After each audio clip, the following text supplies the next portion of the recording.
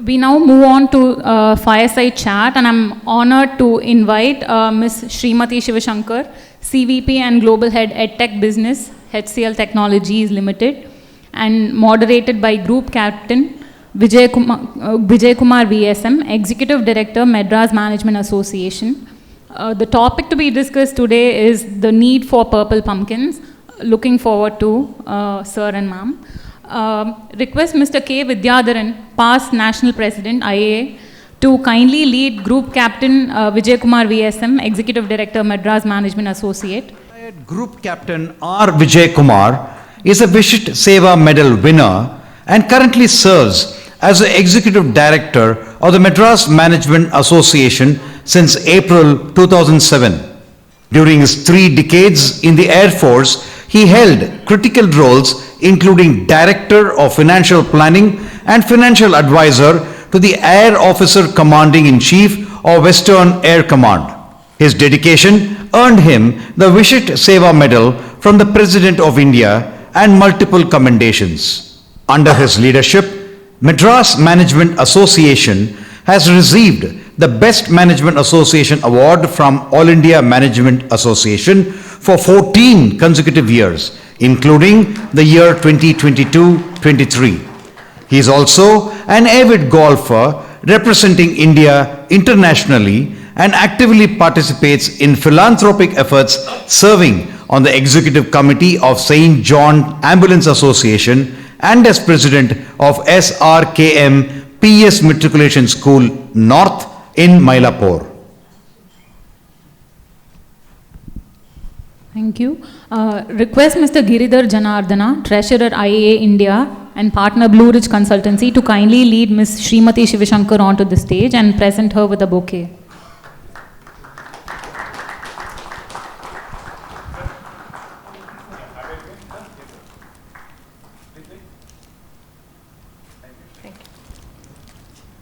Srimathi Shivashankar, Global Head of EdTech Business, HCL Technologies, brings over 27 years of extensive experience in business management and transformation. At HCL Tech, she serves as a Global Head of the EdTech Business, leading a team dedicated to designing and delivering technology platforms for learning and assessments. Her work supports the human capital development initiatives of enterprises, educational institutions, and governments worldwide. She is deeply committed to inclusive development and actively fosters ecosystems that integrate talent from diverse backgrounds. Srimathi has been pivotal in establishing HCL Tech operations in emerging talent hubs and has previously spearheaded transformational initiatives including diversity and sustainability practices, the HCL Foundation, and the HCL Grant. Srimathi holds a bachelor's degree in computer science and engineering from the National Institute of Technology, Tiruchirappalli, where she was honored with the Distinguished Alumna Award. She also holds an MBA in International Business Management from Ohio University, USA. Her contributions have been widely recognized. She received the Week Wall Award in the year 2021 in the Business Transformation category and was named among the top 25 women leaders in consulting for the year 2022 and 2023 by the Consulting Report. She was also featured in the top 25 education consultants leaders for the year 2024. An advisor to key government bodies in India, Srimathi currently chairs NASSCOM and frequently shares her insights as a speaker at international forums. She is dedicated to mentoring individuals who are passionate about building a better future.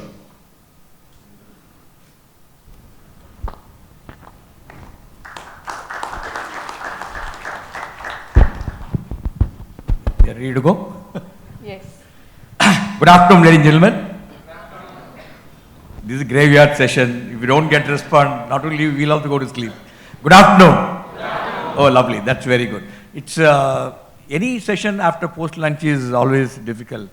When you have a session on purple pumpkin, I don't know what is going to happen, but I can tell you, we have an outstanding speaker with us, so knowledgeable and spoken all over the world in different platforms. You're going to have a wonderful time.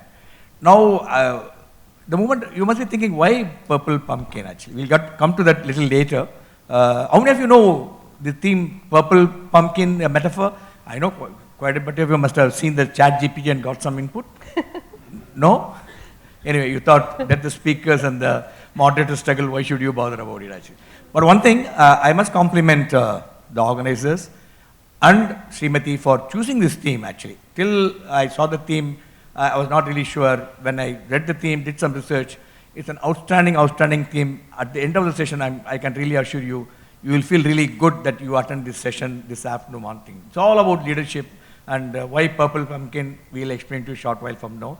Otherwise, when you say pumpkin, what comes to our mind is, at least what comes to my mind is building a bomma port dristigi. Or on the road, we have it for the religious things. I can see so many scooter guys falling. And or Cinderella, or so many things only comes to your mind.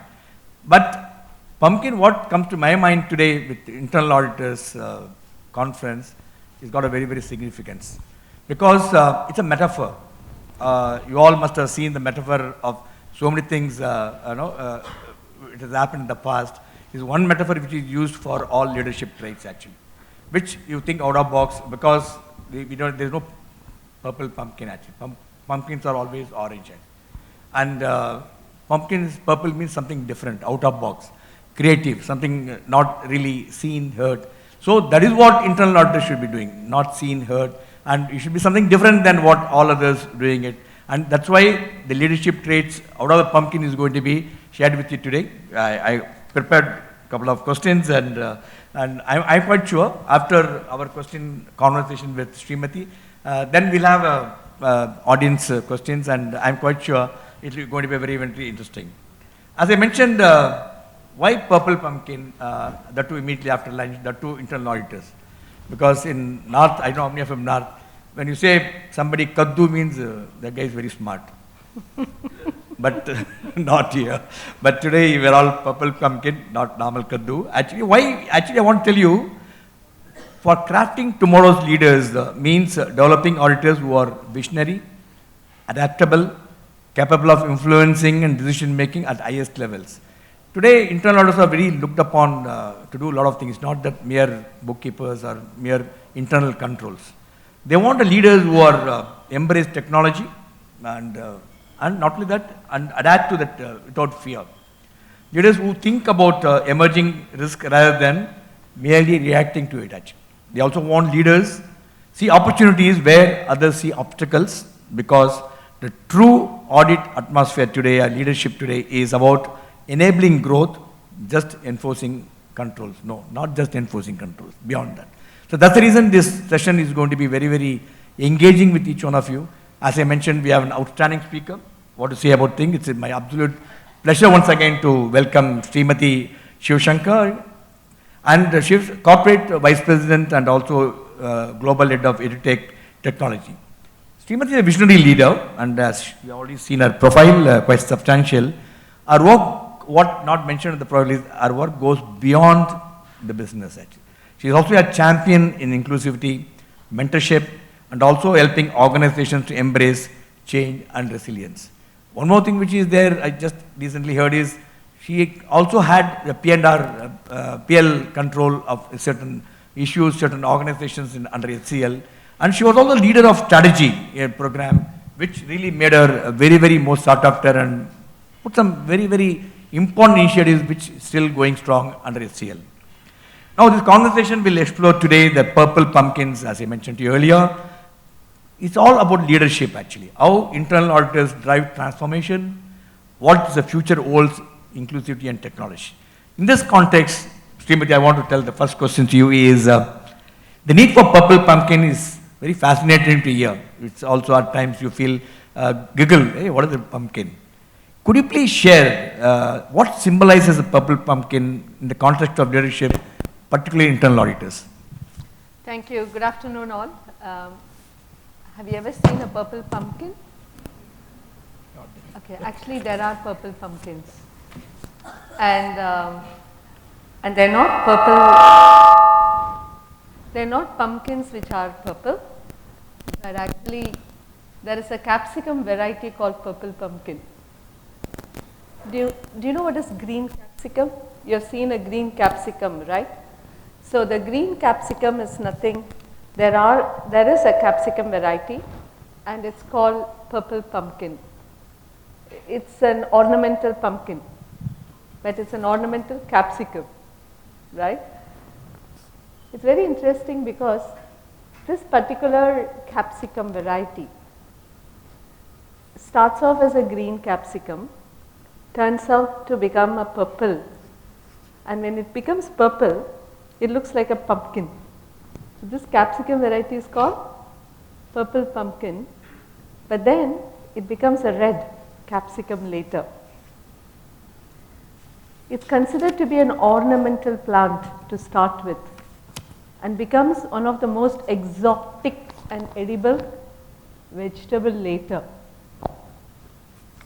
Now you're all fundamentally powerful chartered accountants, auditors, always sniffing the ground, what is right or what is wrong. So you should be able to draw analogy from why it is important to identify also a capsicum as a pumpkin and not just fall into a pittance saying that there are no purple pumpkins. The second analogy I want to draw is when you see a purple pumpkin. When you see a purple pumpkin, what do you see first? A pumpkin which is just very unusual. And you think there's something wrong with the pumpkin.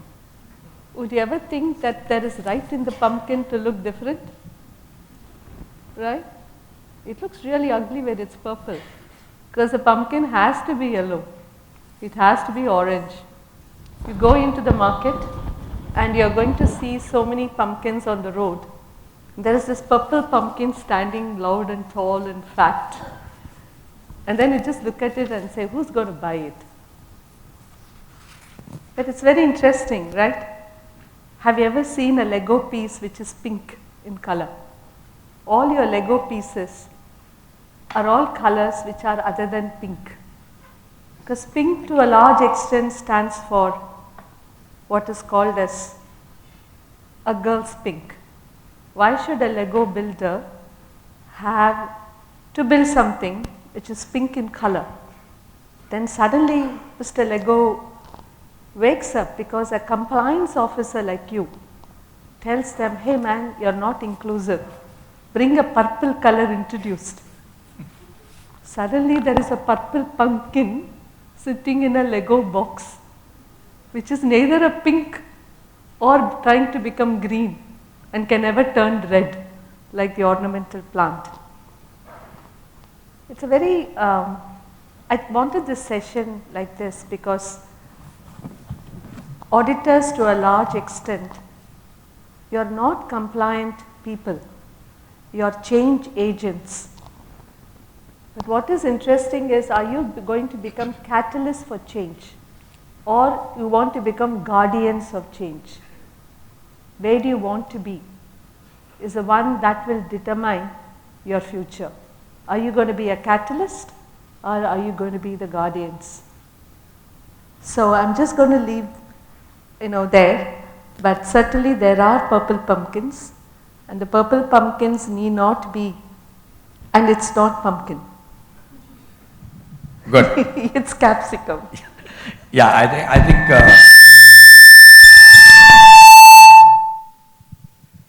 okay. Now, I think you got some concept about purple pumpkin and put the context in right place. And now we'll discuss step by step.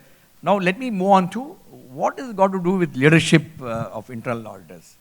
So I'm going to ask some of the leadership questions relevant to purple pumpkin because that is where we can, because this metaphor is, many of you must have heard during the major operations that happened, the black swan activities. And I know how many of you have seen a black swan? Mythically, there are black swans. Yes. But otherwise, there is no black swan. Black swan is the one which you cannot predict in which something happened. That's why the metaphor which is come as black swan. So something relevance is purple pumpkin, but there are purple pumpkins actually. All simple, go to the place, you paint it out, the pumpkin will be there. There is a purple pumpkin. It may not go naturally, but at the end of the day, we create creativity, innovation. What you have to do something out of box is what is purple pumpkin. Now let us move on to some interesting conversation on leadership. But Sir, it's not out of box, I'm sorry to. It's nothing to do with creativity. It's nothing to do with out of box thinking. Let me just give you an example. Years ago, way back in 2003 or 2004, we all started to talk in this country certain principles on affirmative action. We started to build a lot of data points around climate as risk. We started to look at what is considered to be ethical and non-ethical. There were a lot of many conversations, which the risk officers in this room were not privy of, because you bundle all of them under community and social responsibility. It stood out like a purple pumpkin and was not consumed in the leadership conversations. They were not mainstreamed. The day when you decide that it's no longer a standalone threat, it's not a purple pumpkin, but it has to be mainstreamed, and you have to create it into your larger framework for adoption and absorption. Then that is how it's no longer something that is standing out, but it's an integral part of what you do as business as usual. That is exactly my point here. I am not here to talk about creativity in leadership, thought leadership, which you're all good at. I'm just saying let's not miss out on including the purple pumpkin, which otherwise is not considered to be part of your larger risk framework, organization, mission, and you say, oh, it's too small for you to even look at it. It's just green. The green turns purple. Tomorrow it's going to become red. But are you catching it early? Are you putting it in part of your larger framework, is my question. What was considered? In 2000, let me give you this example, sir. I'm probably one of the first sustainability officers in this country. Way back in 2004, I walked into my CFO rooms, and then I said, hey, you know what? Why can't we bring the climate risk, a climate components of risk, into the larger financial risks of the company? Why can't we just build it as part of internal audits for me to look at what is a per capita carbon footprint that we are creating? They said, why are we doing it? It's not going to impact my business. But today we know. Today all of us will sit back and we know as risk officers in this room what you could have done 15 years ago if you had included some of this as part of your business, which can drive your top line and bottom line. That's exactly where I was saying. Are you going to be catalysts of change, or are you going to be guardians of change? So my purple pumpkin is something which you identify, but you exclude because you think it's something rather not important, or it looks funny, or it is rejectable, or something that you want to talk about as ornamental effect, but nothing that you want to mainstream as part of doing business. I thought I must take that and explain to all of them here. Yes, I think this round of applause for putting the context correctly, because at the end of the day, when you discuss a subject, it can't go, I think she put the context so that we can really understand what we there in store for the next few minutes to discuss about this conversation. Now, I always been thinking beyond the obvious from the words what I taken from traditional internal auditors have all been about compliance, controls, and identifying the risk element in their organization. But as business evolved, actually, most of the auditors, as purple pumpkin challenge, as I took it from Srimathi's thing, go beyond the checklist and bring insight-driven auditing, strategic foresight, and business advisory skills and all to work. In this context, Srimathi, the concept of purple pumpkin represent inclusivity, awareness, proactive leadership. How do you relate this in the corporate leadership and specifically evolving role internal auditors today play in shaping the tomorrow's business leaders? I'm just sharing my thoughts as a business leader, and I have my own internal auditor for my business as well, right? Each of our business verticals have an internal auditor. Whenever I appoint my internal auditor, my team just gets very upset. They're very scared. They're very scared because internal audits equals policing. I think what is most important in my view is communication. My major concern is how can you be more positive in putting forth your ideas on what we are not compliant about and where the risks are. Let me just draw an analogy from our own should I say, as humans, right? Many of us in this room are mothers, fathers, or at least we have our mothers and dads, right? When you see a child, walking on the road, and the child, trips over a stone. There are two kinds of mothers or parents in the world. A mother, because the child starts crying, right? Because the child falls down and the child starts crying, right? So there are two kinds of parents in the world. One parent who will start beating the stone, right?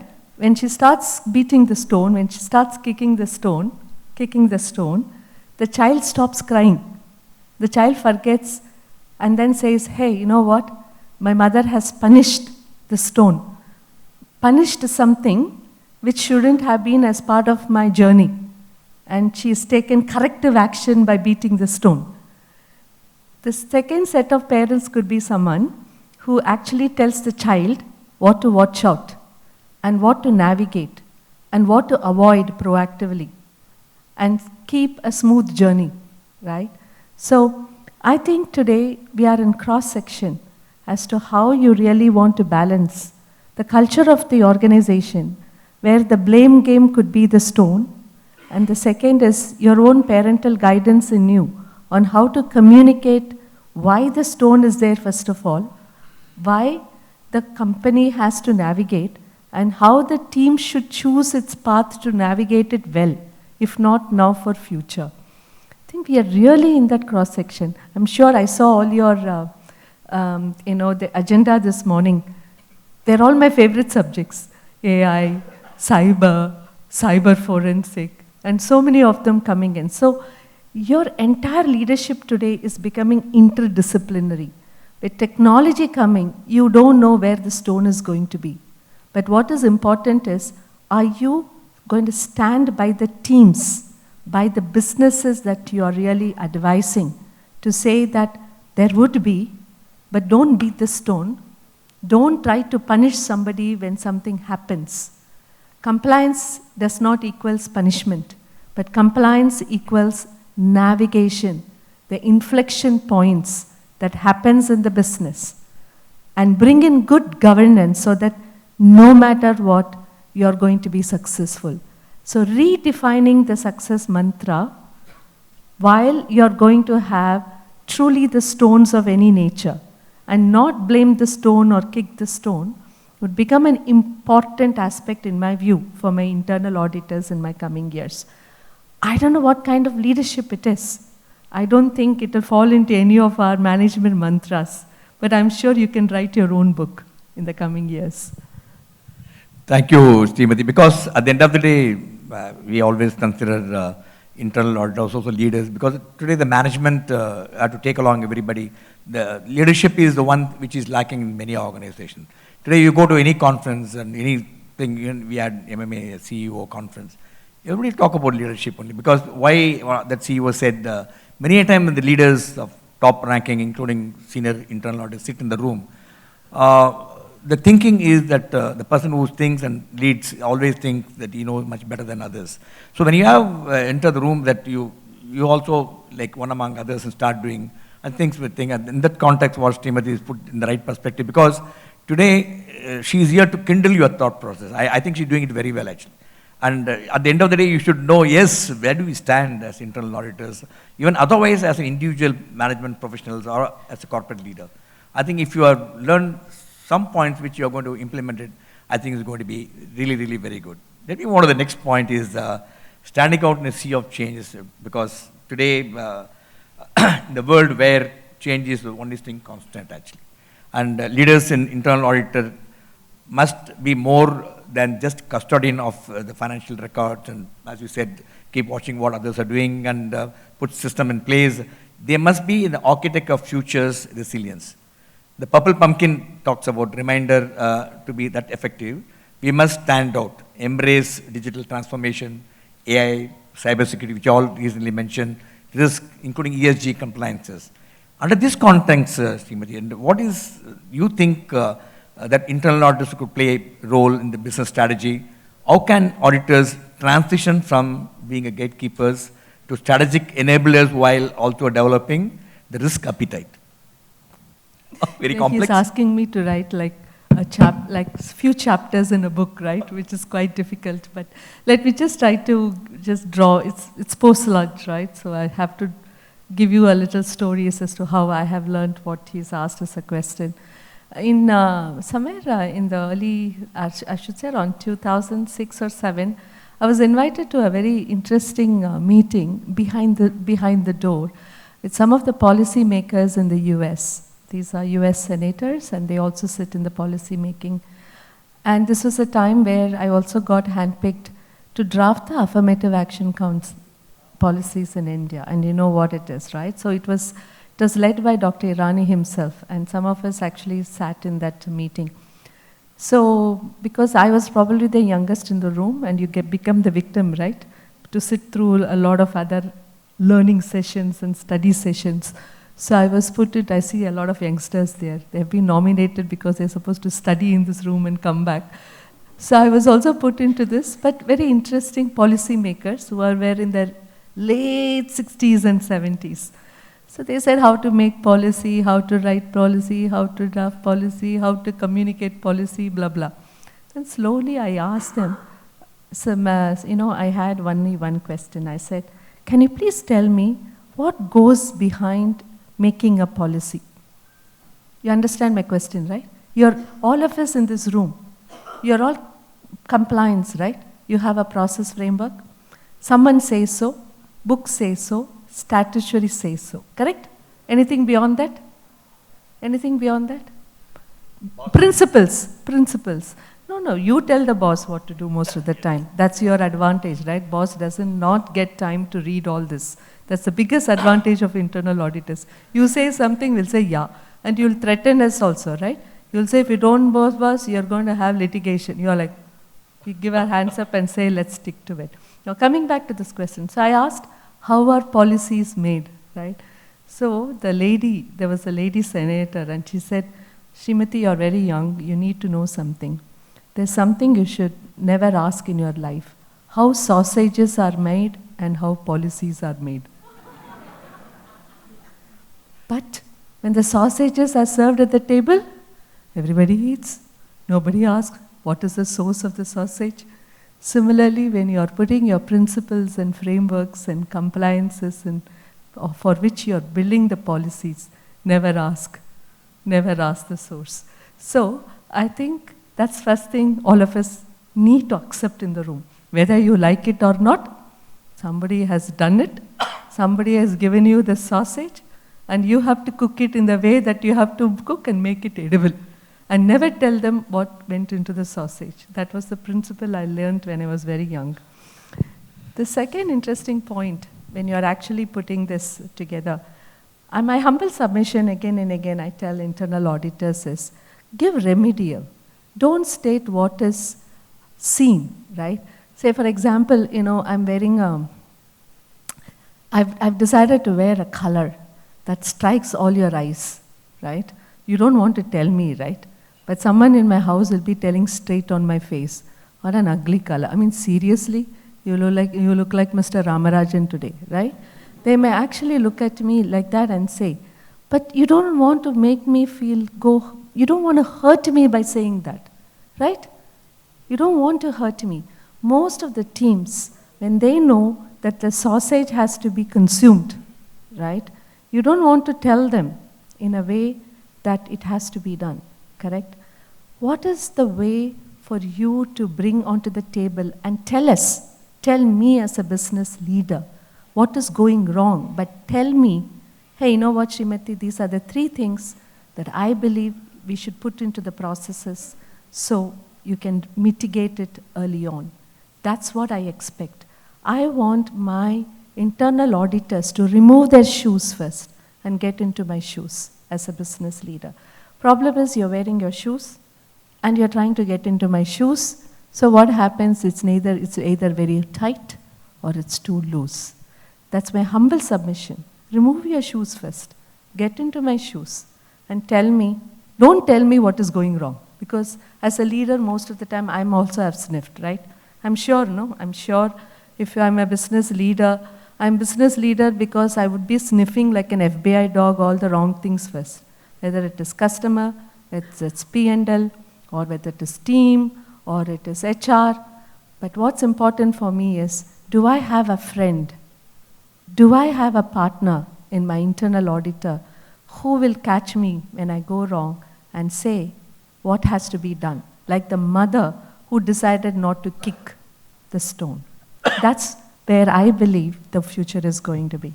Lovely. I think brilliant what has been put forth. I still remember when I was a young flight lieutenant, my boss sent me to the ministry to discuss from one undersecretary. I don't know how many of you see how that government works. Srimathi may be knowing to some extent. The undersecretary is more powerful than many of the senior secretaries, additional secretaries. So when I asked him, I said, sir, this is the rule, this is what has happened. It's a major proposal of acquisition. He said, Vijaykumar Saab, I mean, what he said in Hindi, he told me. Then he said, you have to be smart because as far as I am concerned, show me the person, I'll show the rule. So any rule can be modified to change. In the context of what Srimathi said, as internal auditors actually, you can really help the people actually, because you know how to interpret the rules, and many times we always request people, don't be, bring solution to the problem. Many of us, we always have more problem to the solutions. I've seen that. It has happened more in armed forces in my side. So I have to tell this. So I have a couple of very nice, smart internal auditors in my team, right? So so when it comes to technology, and now it's so much more on data security, and when we actually have a platform set up in some country, but we are delivering it to X number of countries where the data sits, where the data lake is sitting, a lot of concerns, right? We are also learning every day. So, I have a bunch of, I'm saying boys, okay? There are no girls in the team which is managing my security issues. But the auditors are all girls, all right? Because I know they have some third eye that the boys don't have, right? So I keep them. And these are all well-certified, senior, amazing young women. So they have only one complaint to me, right? And they say, ma'am, we have only one complaint. Whenever we go for audits, the boys vanish. Or whenever we go there, first they say, ma'am, hey, we have talapakatti biryani next door. Let's have biryani. So most of the time the auditors are taken for biryani. Then their evening they're taken somewhere else.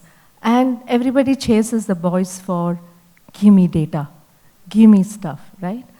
So many times I wonder, why is that wherever we talk about collaboration, we have a problem only when auditors come.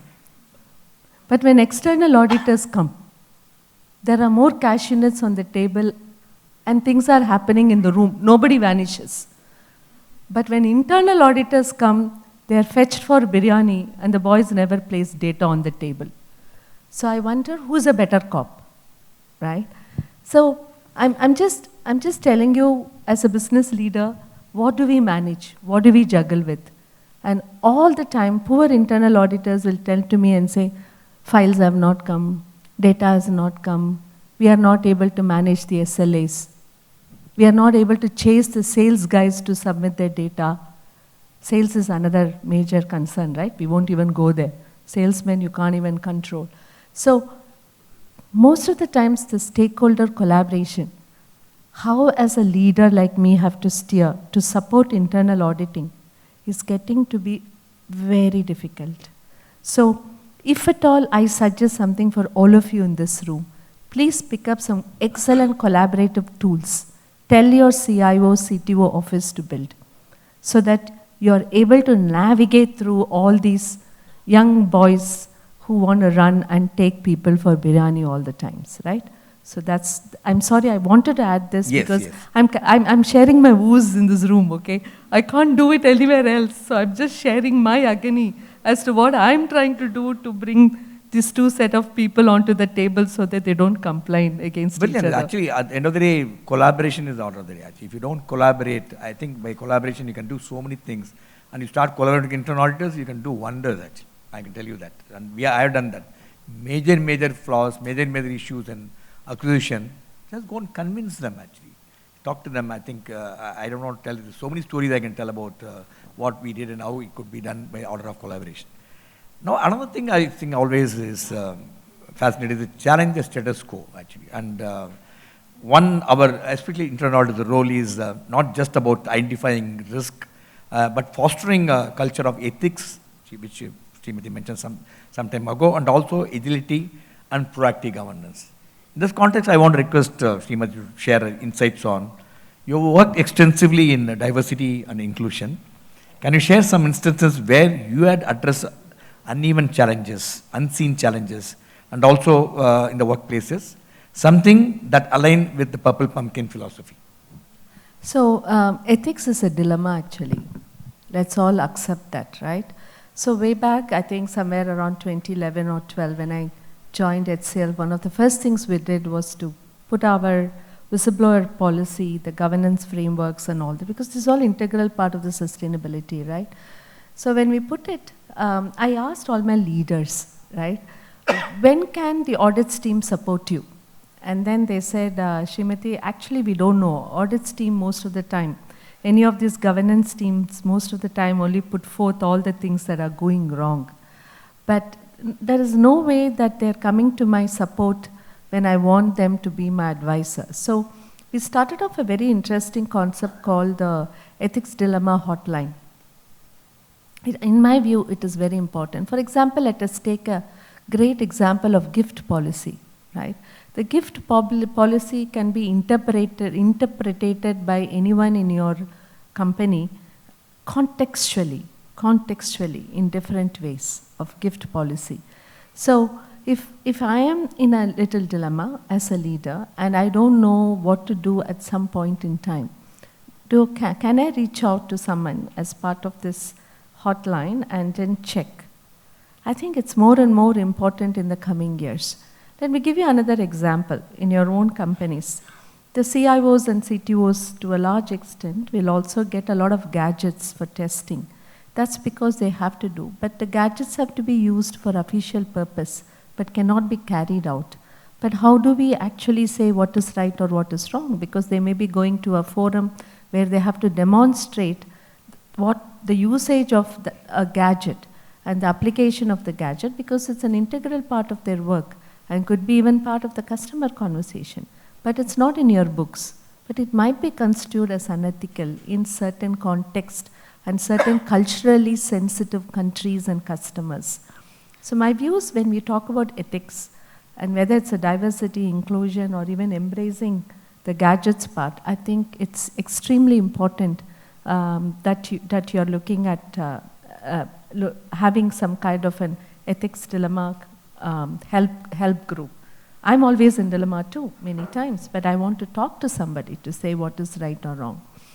The second concern or second suggestion that I have is, in the name of diversity and inclusion, don't exclude anybody, right?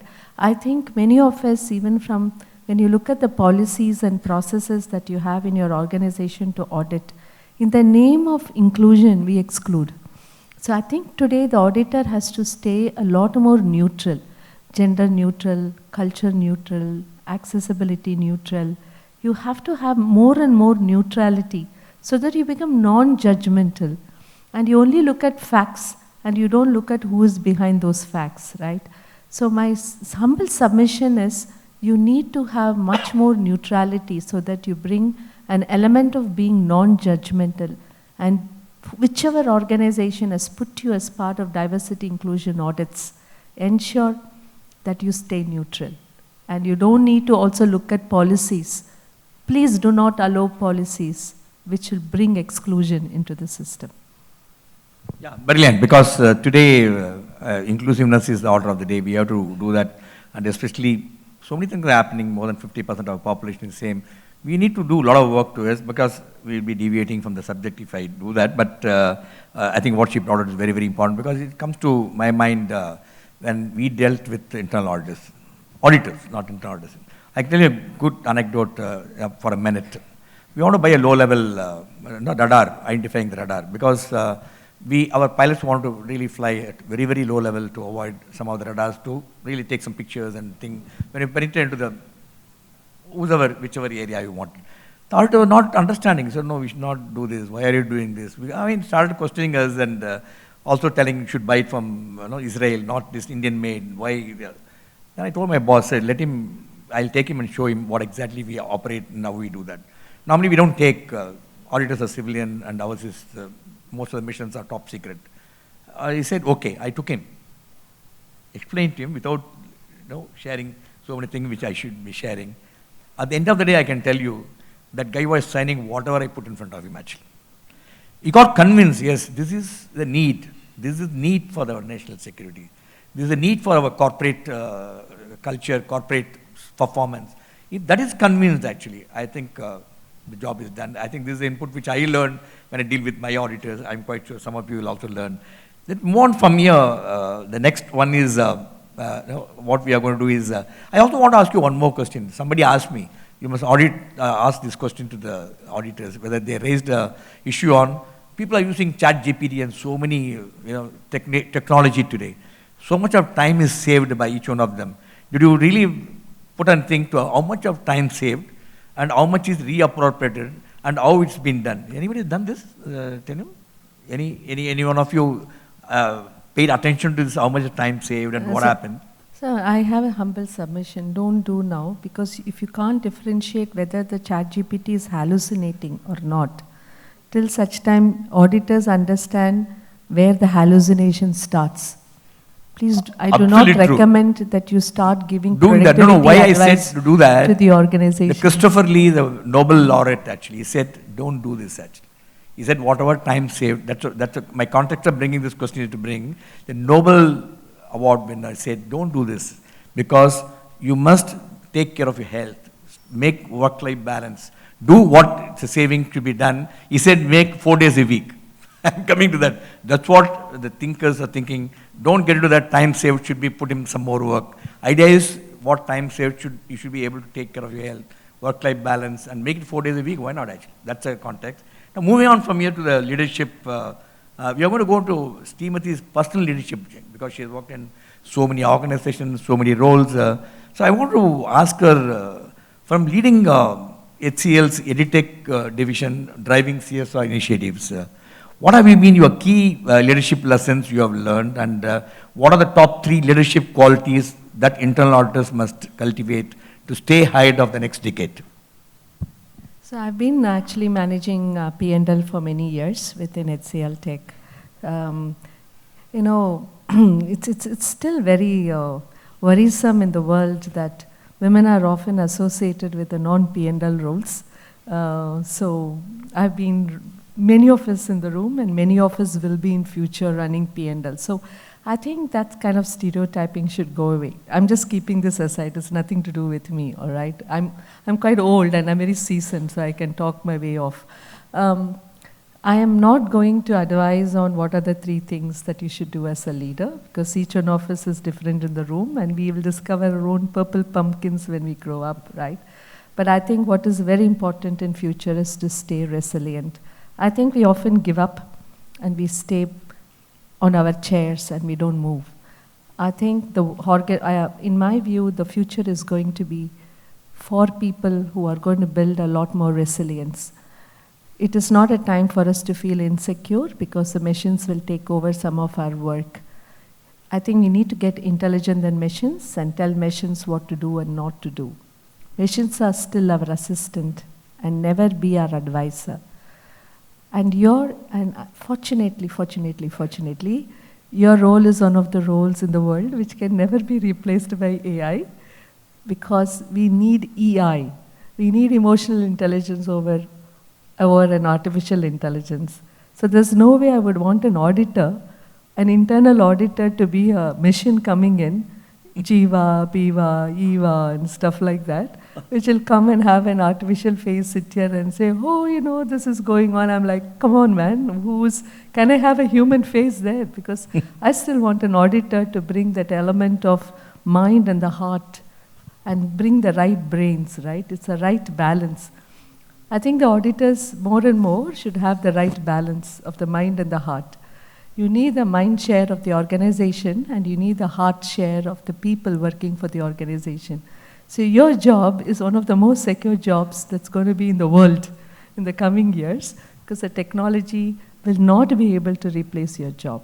But the technology may be able to give me all the archives of all the stuff that you have done, for me to look at my predictive analytics or proactively working around certain hypotheses of navigating through the risks in the future, be it the business risk, financial risk, customer risk, supply chain risks, and so on.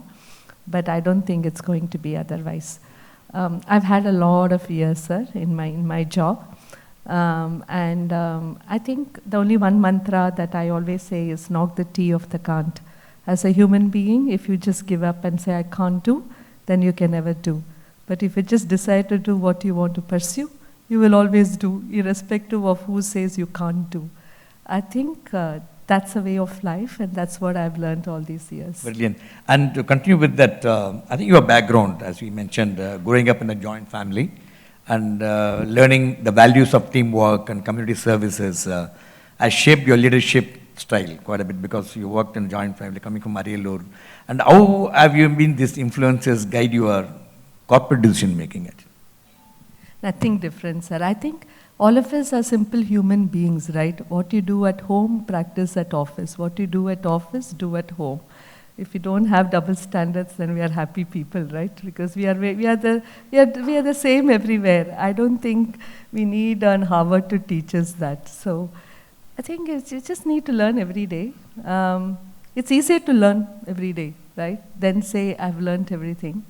But be rooted. I think we are all nice people today because of our parents, our family, our schools. I think staying rooted, in my view, my boss also taught me the same thing. Stay rooted and just stay on your 2 feet.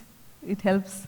You are well off, madam. If I tell my wife, keep this stuff in your office, don't talk anything here. This is my place. Maybe you are better off. Madam, you also spoke about resilience some time back, actually. I want to ask you, what strategies internal auditors should really build their resilience? That's very, very important as a leader, and both as individual and also as an organization level. So I had the opportunity to work. I have not changed many organizations, if you see. 25 years in India, before that in US. I'm older than that 27 years of experience. Makes me feel very young, but no, I'm beyond that. If you see my LinkedIn, you know that I'm actually donkey age. So if you really start, I had 10 years in Infosys and 15 years with HCL right now. And both bosses, Mr. Murthy and Mr. Nadar, both are visionaries, and I had an opportunity to work with them directly, right? One thing I realized, Mr. Murthy always had this vision saying that in data we trust, everything else rests with God, right? So for him, everything is the data, to a large extent, validation of data and so on. I think all of you, more and more, you're going to punch numbers. Please don't get belittled by anyone because you can't punch numbers. More and more start using the tools. You are going to get a lot of visualization tools.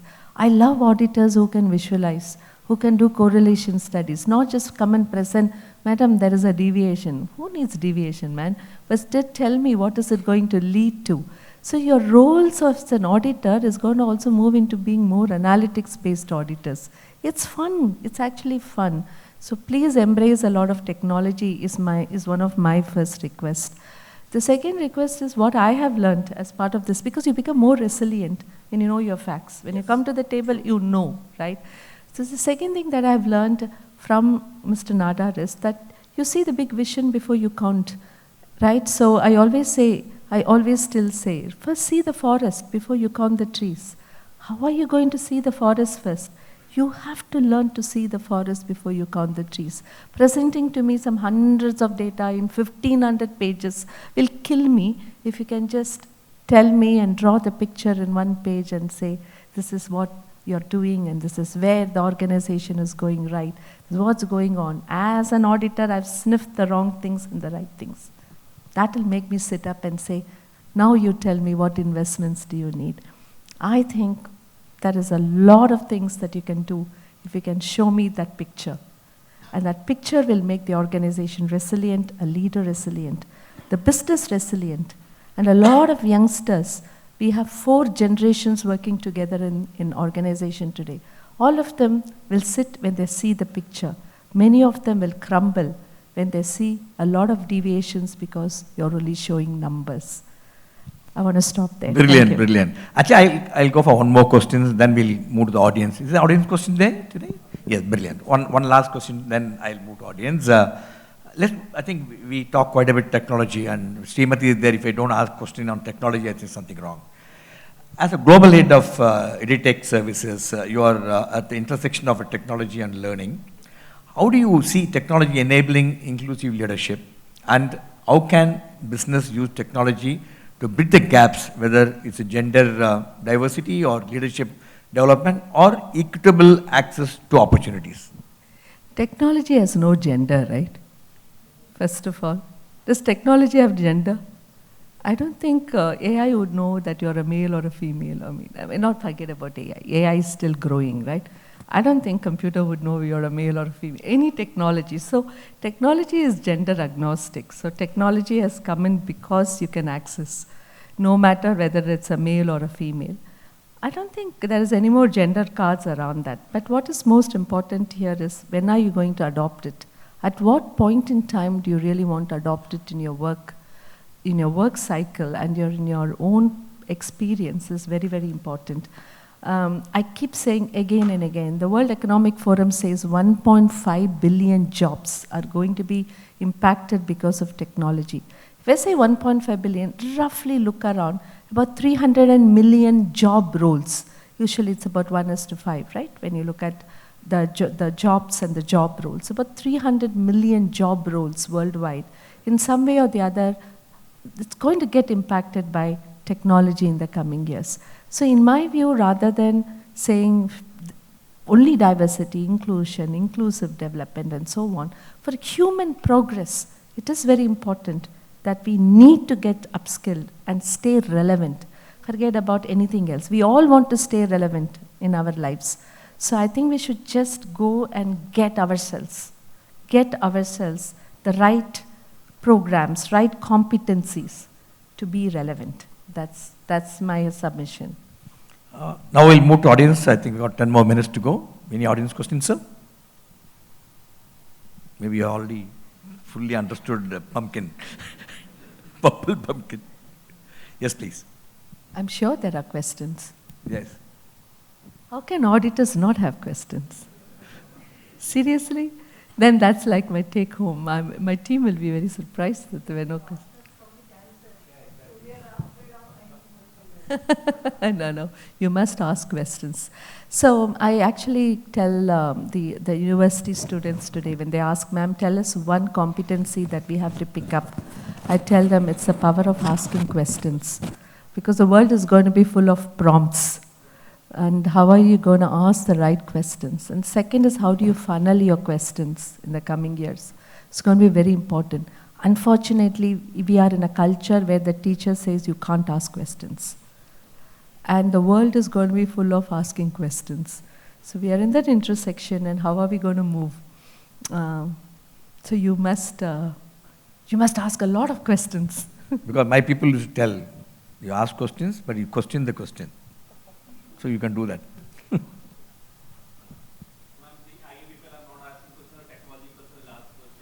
Yeah. Yes, please. Go ahead, please. So the question is more around, we talk about inclusion, right? So I totally agree with you that, inclusion means not to basically seclude someone, right? But how do we draw the line to say this is where inclusion should look like? Because initially how inclusion started was, we started with the women initiatives, right? Making sure that women have the equal opportunities. But a lot of places, what's happening is because of a women or inclusiveness for the women, a lot of times men are being kind of left behind because of any reasons, right? So how do we draw the line? That's something which I really want to understand. So let me just put it in a very simple way, okay? Let's forget about what is obvious. Obviously stated could be physical disability, your LGBTQ and women, men and all that. Let's forget about it. What's happening in organization today? Inclusion does not happen through thoughts in decision making, right?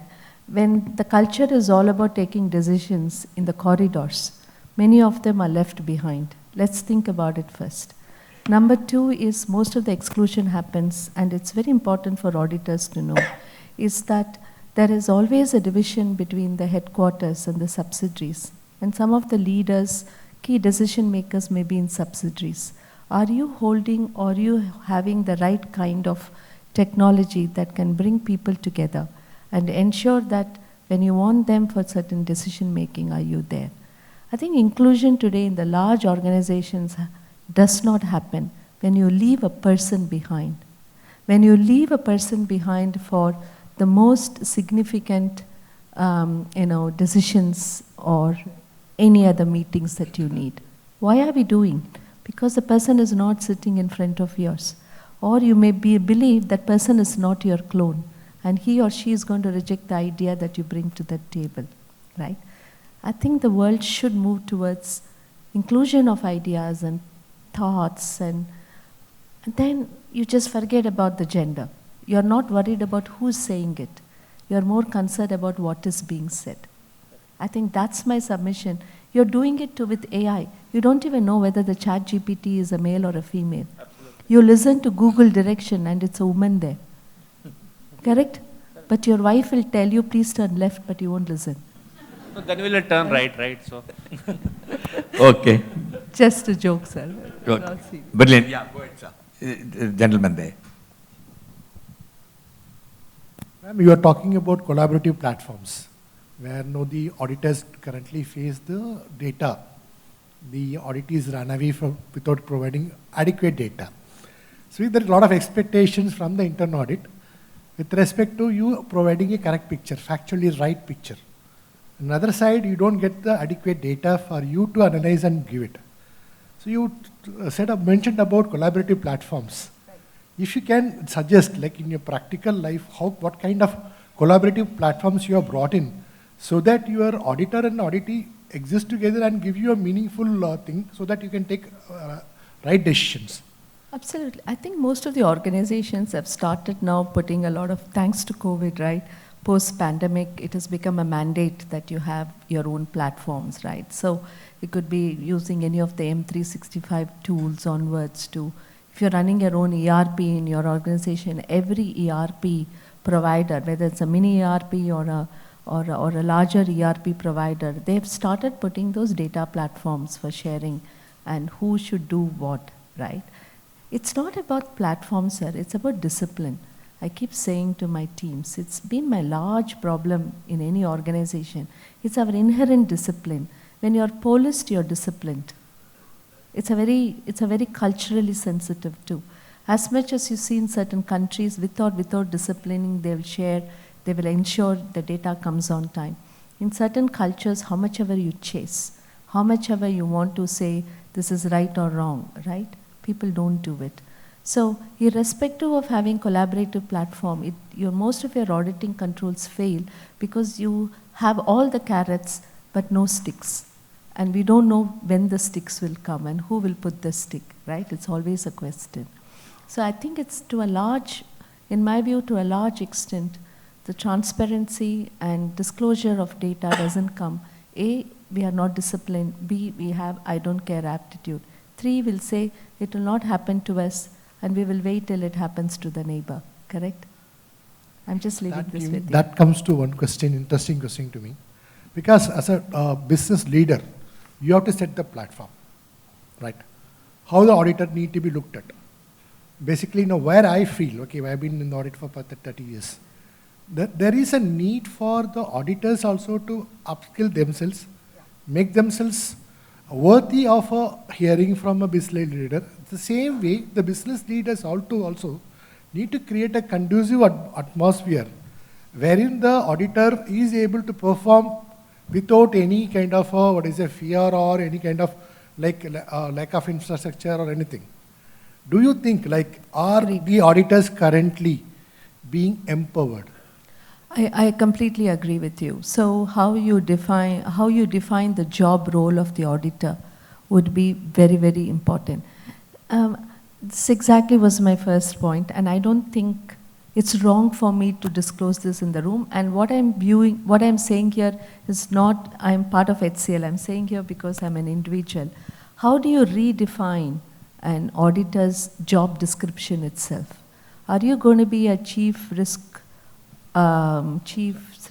officer, or you are a chief risk mitigation officer? You get me, right? So are you going to be part of the revenue, or are you going to be part of auditing?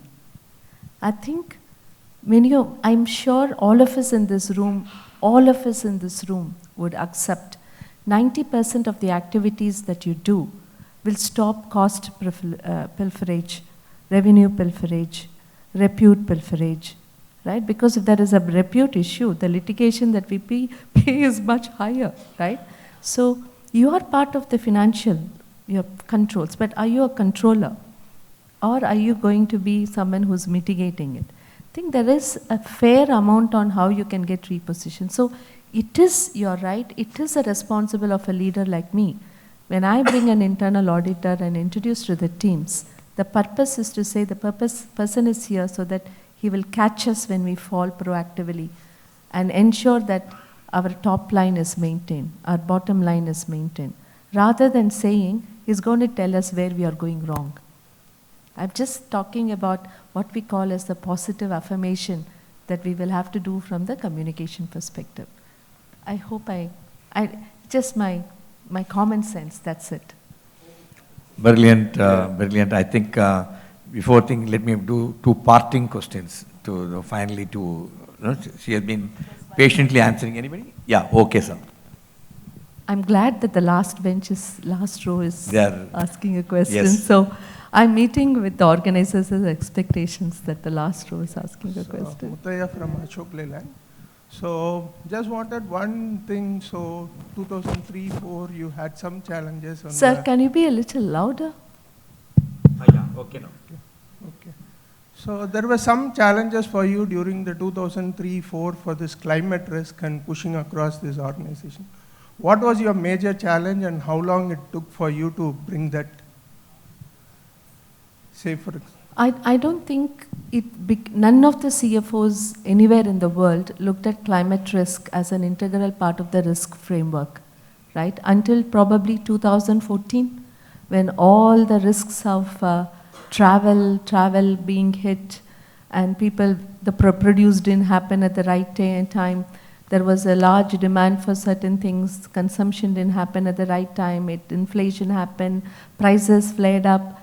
You get me? And it started to hit the supply chain. So the minute it started to hit the whole financial framework is when they said, oh, we didn't even know the climate is going to have major impact, right? So I think we were pretty reactive. To a large extent, all of us stayed reactive until the 2011, 12 through 14. The same thing when the endemic came, right? It just changed the way that we have to operate. Let me just give you a simple example, okay?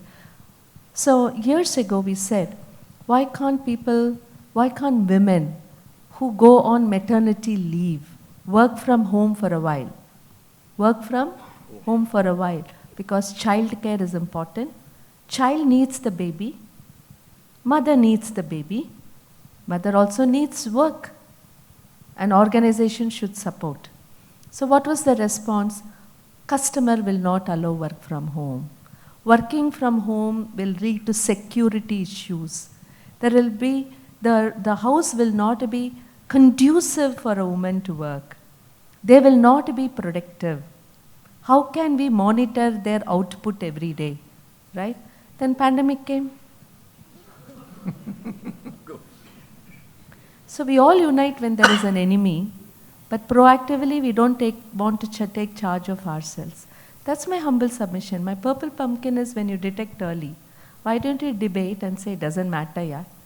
Let's give it a try. Rather than fight. What you resist, persist, in auditing. Right? What you resist, persist.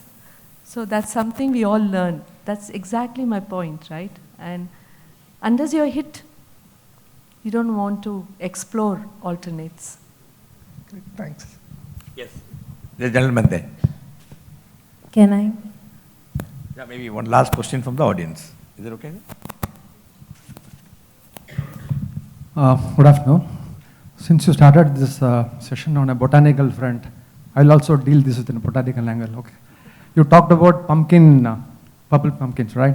Which is more trying to align with the auditors. We also have auditees who can be like hibiscus. There are white hibiscus, orange hibiscus, red hibiscus.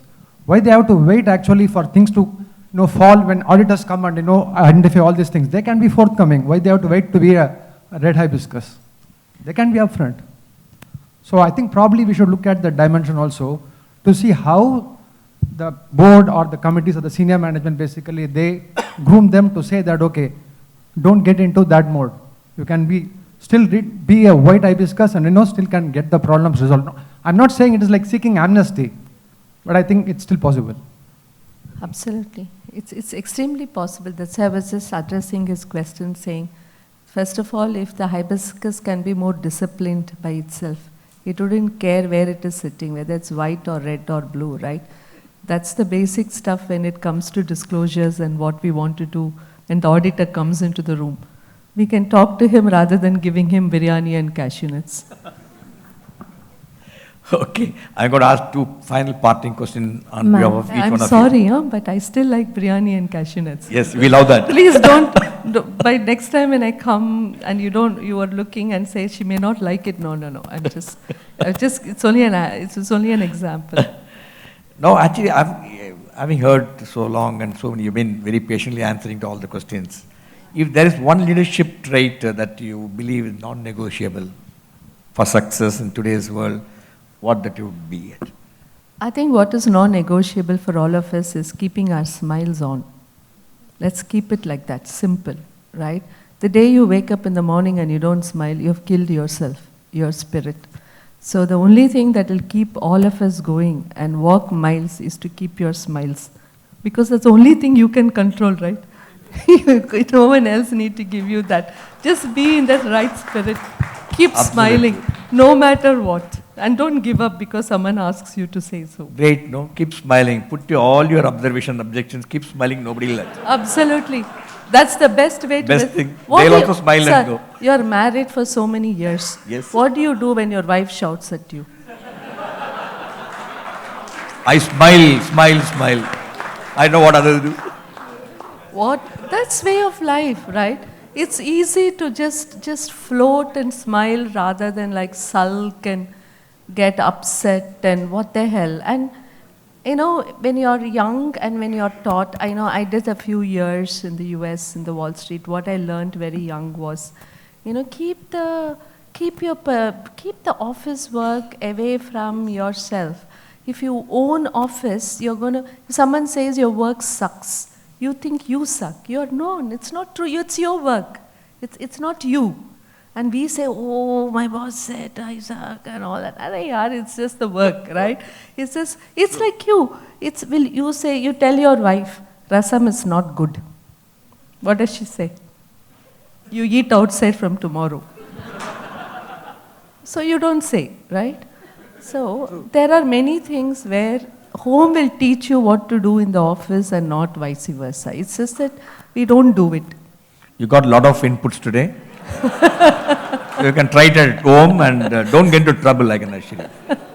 So one final question is, what's your personal purple pumpkin moment as instances where you had to challenge the norms, innovate, or take bold leadership decision?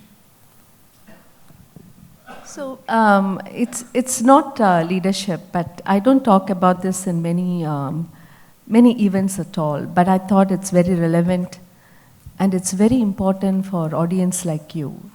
I'm a special mother. I'm a special mother. But in the name of what happens many times when it happened to me, I asked, why me? I said, why me? But the day I got up one morning and I said, why not me? The world changed. I think that's the purple pumpkin moment, right? The minute you say, why not me? You see the world different. But the minute you ask yourself, why me? Then you address your problems and the world in a different way. I think all of us go through that purple pumpkin moment most of the time.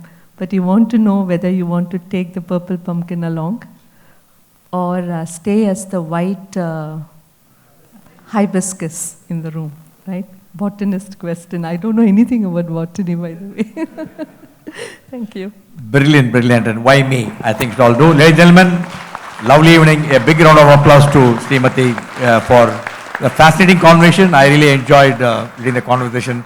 I learned a lot because you put the subject so beautifully to them and they put the subject so beautifully into the program.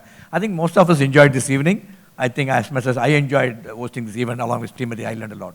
Thank you so much and have a great evening.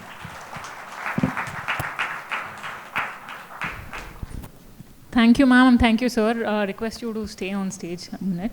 The fireside chat was thought-provoking with day-to-day events, which we could relate to, work, culture, and ethics, and we got to understand more from the oddity perspective. So, thanks to you for that. Whether we want to be a catalyst of change or a guardian of change is something we'll all take back home today and ponder. Thank you so much, sir, and thank you so much again. Request Mr. S.K. Rangaswamy, President IIA Madras, to kindly present Mrs. Srimathi Shivashankar with a memento as a token of our appreciation.